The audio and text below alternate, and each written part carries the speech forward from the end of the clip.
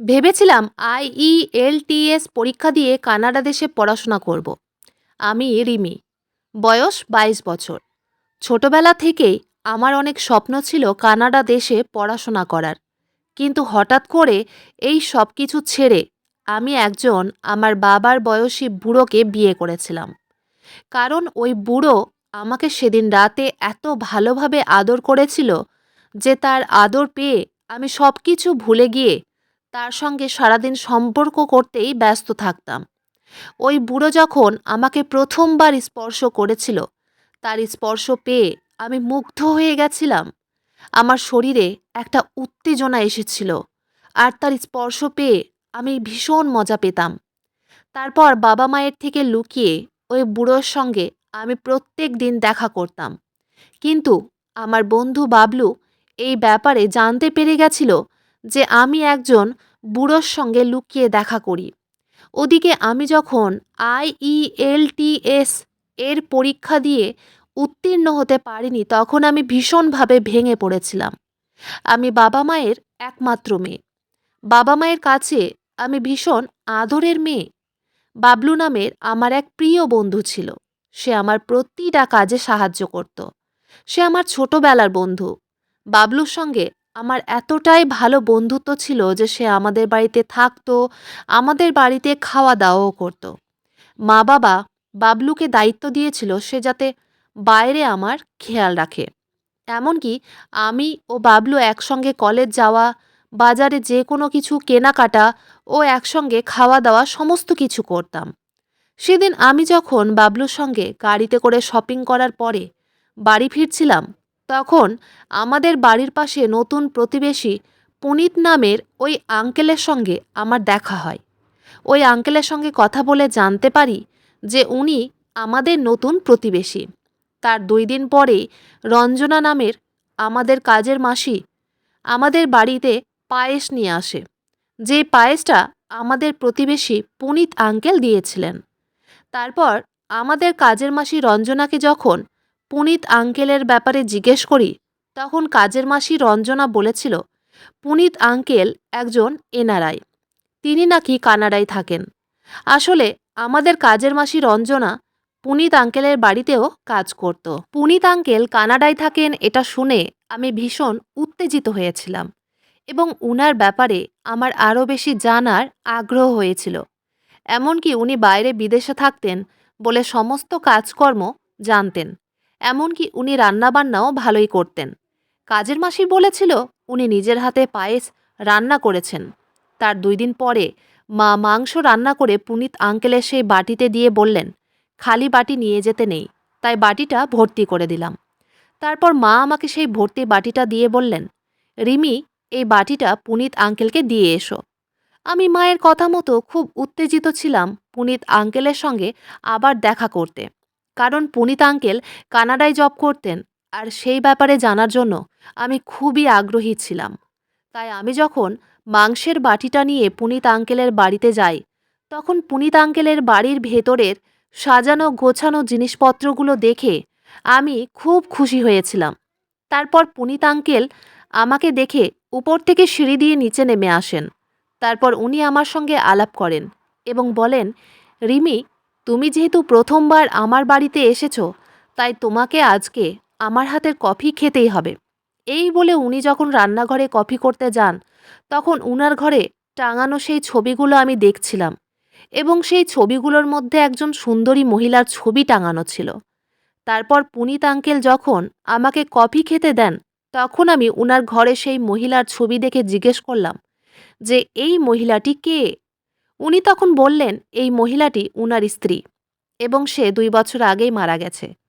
তারপর কফি খেতে খেতে আমরা দুজনে গল্প করছিলাম, আর ঠিক তখনই ভুল করে পুনিত আঙ্কেলের হাত থেকে কফিটা আমার জামায় পড়ে যায়। উনি তখন আমাকে সরি বললেন এবং আমাকে বাথরুমে নিয়ে যান। তারপর আমি যখন বাথরুমে ঢুকে ট্যাপগুলো খুলছিলাম, তখন হঠাৎ করে শাওয়ারের ট্যাপটা অন হয়ে যায় এবং উপর থেকে জল পড়ে আমার পুরো শরীর ভিজে যায়। এমনকি আমি যখন ওই সময় ট্যাপটা বন্ধ করতে পারিনি, তখন বাধ্য হয়ে জোরে জোরে পুনিত আঙ্কেলকে ডাক দিচ্ছিলাম। উনি তখন বাথরুমের ভিতরে এসে দেখেন যে আমি পুরো ভিজে গেছি। তখন উনি আমার ভেজা শরীরে ঘাড়ে হাত দিয়ে বললেন, রিমি, তুমি ভয় পেও না, আমি এক্ষুনি ট্যাপটা বন্ধ করে দিচ্ছি। আমি নিজের ভেজা শরীর নিয়ে ঘাবড়ে গিয়ে বললাম, আঙ্কেল, এই ভেজা শরীর নিয়ে আমি এবার কিভাবে বাড়ি যাব?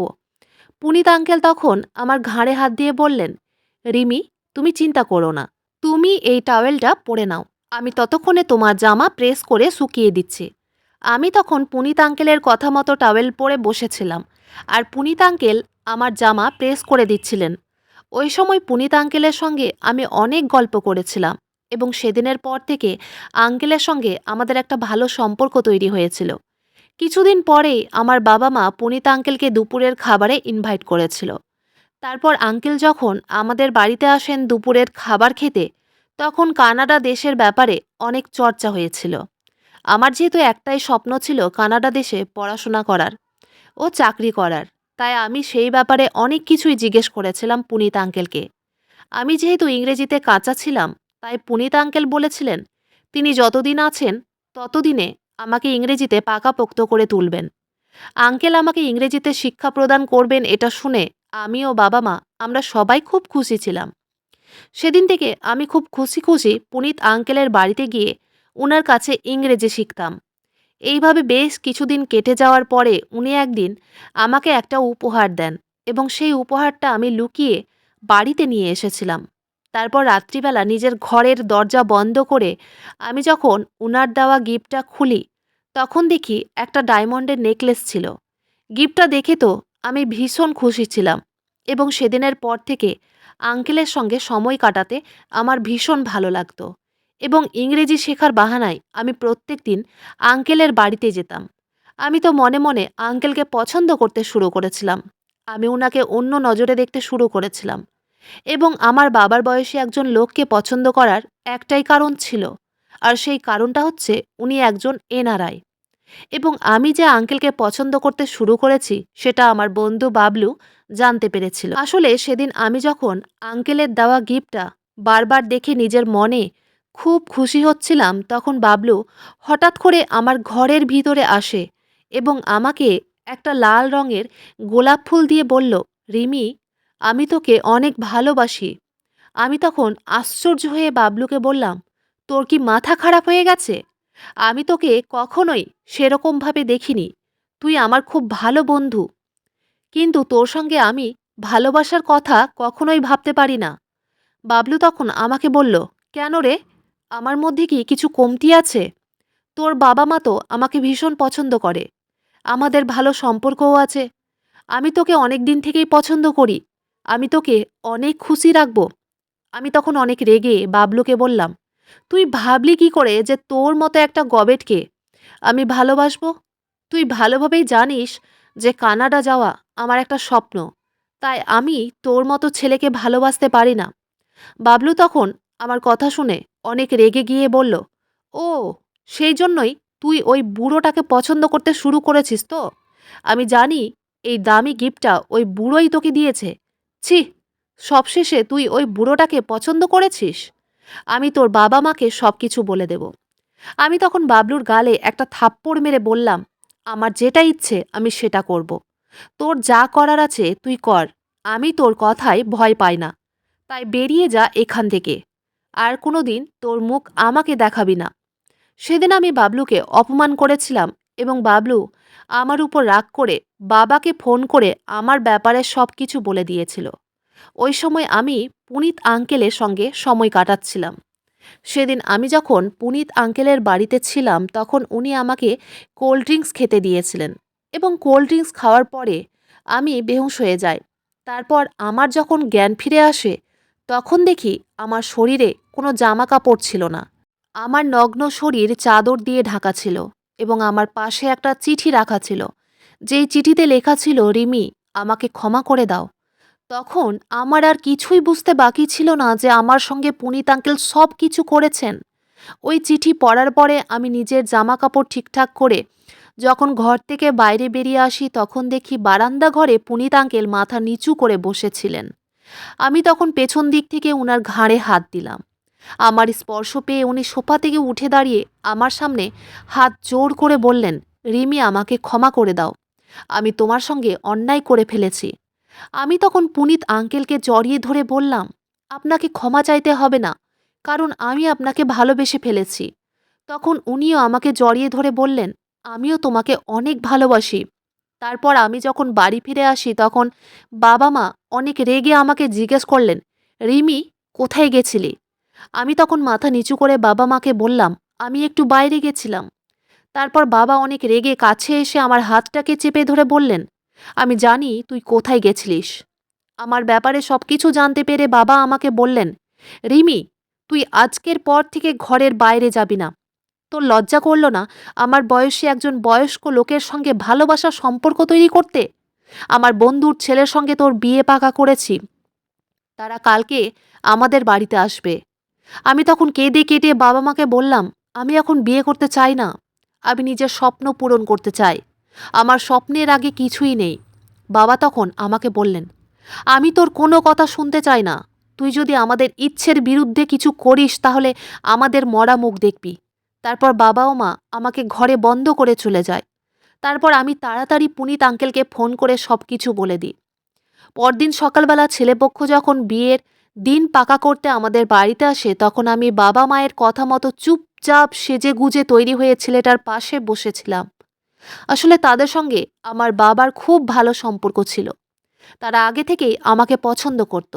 আমি যখন পুনিত আঙ্কেলকে এই ব্যাপারে বলেছিলাম যে বাবা আমার বিয়ে পাকা করেছে তখন উনি আমাকে বলেছিলেন, রিমি, তুমি চিন্তা করো না, আমি সব কিছু ঠিক করে দেব। বাড়িতে সবাই খুব খুশি ছিল কিন্তু আমি মনমরা হয়ে বসেছিলাম। তারপর আমার যখন রিং অনুষ্ঠান শুরু হয় ঠিক তখনই ছেলেটার বাবার জন্য একটা পার্সেল আসে। তারপর ছেলেটার বাবা যখন পার্সেলটা খুলে দেখে তখন সবার পায়ের তলা থেকে যেন মাটি সরে যায়।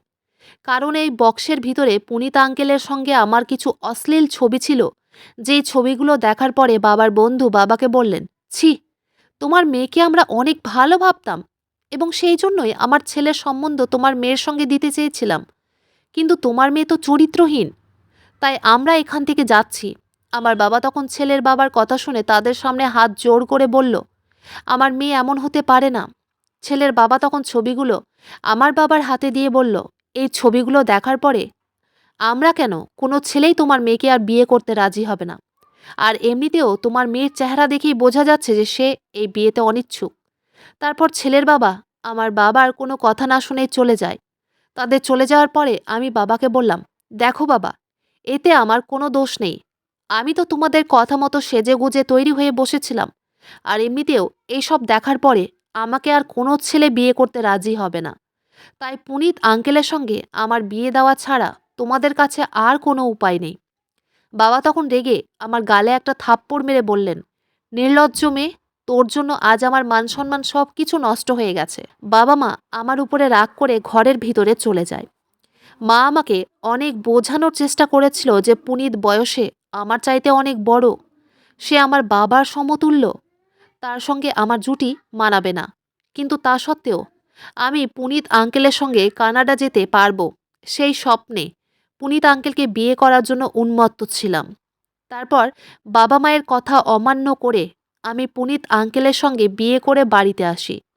আমাদের দুজনকে বিয়ের পোশাকে দেখে তো বাবা মা বুঝতে পারে যে আমরা দুজনে বিয়ে করে ফেলেছি।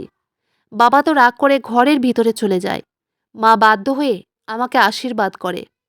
আমি তো শুধুমাত্র কানাডা যাওয়ার লোভে আমার বাবার বয়সী একজন লোককে বিয়ে করেছিলাম। উনার ব্যাপারে ভালো করে যাচাই না করে আমি উনাকে বিয়ে করেছিলাম।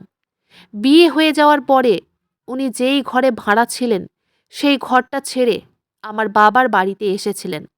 উনি বলেছিলেন আমার ভিসা হয়ে যাওয়ার পরে আমরা কানাডায় চলে যাব। ততদিন উনি এবং আমি আমার মায়ের বাড়িতেই থাকব। আমার বাবা তো ভীষণভাবে আমার উপর রেগেছিলেন। আর মা বাধ্য হয়ে আমাদের খাতির যত্ন করছিল। পুনিতবাবু বলেছিলেন 1 সপ্তাহের মধ্যেই আমরা কানাডায় চলে যাব। কিন্তু 1 সপ্তাহ কেটে যাওয়ার পরে আমি যখন পুনিতবাবুকে চাপ দিই তখন উনি আমাকে বললেন, পাসপোর্ট ভিসা হতে অনেকটাই সময় লাগে, তাই এখনও 1 সপ্তাহ আমাদের এখানেই কাটাতে হবে। এইভাবে প্রায় 15 দিন কেটে যায়, কিন্তু আমার কানাডা যাওয়ার স্বপ্ন স্বপ্নই থেকে যায়। কারণ পুনিত আঙ্কেল একজন ফ্রড ব্যক্তি ছিলেন, যেটা আমরা অনেক পরে জানতে পেরেছিলাম। আসলে উনার নজর প্রথম থেকেই আমার উপরে ছিল এবং উনি সবকিছু আগে থেকে প্ল্যান করে রেখেছিলেন এবং আমার সঙ্গে নিজের চাহিদা পূরণ করার জন্য কাজের মাসিকে দিয়ে আমার ব্যাপারে সবকিছু জেনে উনি কানাডায় থাকেন এটা বলে আমার সামনে ভালো সাজার নাটক করেছিলেন। আমাদের বাড়ির কাজের মাসি উনার বাড়িতেও যেহেতু কাজ করত, আর সেই কাজের মাসিকে টাকা দিয়ে আমাদের বাড়ির সমস্ত ইনফরমেশন পুনিত আঙ্কেল নিয়েছিলেন। উনি আমাদের মিথ্যে কথা বলেছিলেন যে উনি একজন এনআরআই। এইভাবে প্রায় 1 মাস কেটে যায়। তখন আমি অস্থির হয়ে মায়ের সঙ্গে কথা বলি। মাকে আমি বললাম, মা, উনি বলেছিলেন 1 সপ্তাহের মধ্যে আমরা কানাডায় চলে যাব। কিন্তু দেখো না, 1 মাস হয়ে গেছে, কিন্তু উনি এখান থেকে যাওয়ার নাম নিচ্ছেন না। মা তখন আমাকে যা বলেছিল সেটা শুনে আমার পায়ের তলা থেকে যেন মাটি সরে যায়। মা আমাকে বলেছিল পুনিত ভালো মানুষ নয়, উনি একজন চরিত্রহীন ব্যক্তি। কারণ সেদিন আমার মা যখন রান্নাঘরে রান্না করছিল তখন পুনিত নাকি পেছন দিক থেকে আমার মায়ের কোমরে হাত দিয়েছিল এবং আমার মা ভয় পেয়ে যখন উনাকে জিজ্ঞেস করে, পুনিতবাবু, আপনার কি কিছু লাগবে? উনি তখন দুষ্টু হাসি হেসে আমার মাকে বললেন, আমি আপনার জামাই হয়, তাই ভালোবেসে আমাকে জামাই বলেন। উনি আমার মাকে চোখে চোখে অন্যদিকে ইশারা করেছিলেন, যেটা আমার মা বুঝতে পেরে আমাকে সব কিছু বলেছিল যে পুনিত আঙ্কেল একজন ফ্রড ব্যক্তি। উনি যেভাবে আমার অনুপস্থিতিতে মায়ের সঙ্গে কথাবার্তাও ব্যবহার করেছিলেন তাতে আমার মায়ের কিছু বুঝতে বাকি ছিল না।